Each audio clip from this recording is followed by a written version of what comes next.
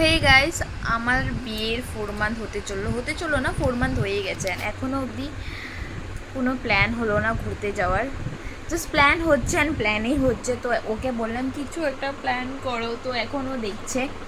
কি দেখছো? আমরা দেখছি একটা প্ল্যান হ্যাঁ হ্যাঁ, ওই হচ্ছে। আমরা প্ল্যান করছি, দেখছি যাব কি না, কোনো কিছু নেই। তো একটা কথা আমি বলতে চাই, বিয়ের আগেও আমি কোনোখানে ওরকম বের হইনি, মানে বাইরে। হ্যাঁ, এদিক ওদিক তো অনেক গিয়েছে, বাট বাইরে।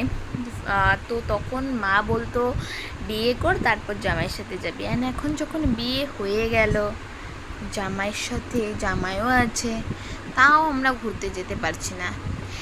মানডে টু স্যাটারডে একটা জায়গায় যাচ্ছি, দেন সানডে আসছে অ্যান্ড সানডেতে আমরা কোথায় যাচ্ছি? ফাস্টফুডের দোকানে, এইখানে ওখানে, আমার বাপের বাড়ি। তো এইভাবেই দিন কাটছে। ये दुख खत्म ही नहीं होता है।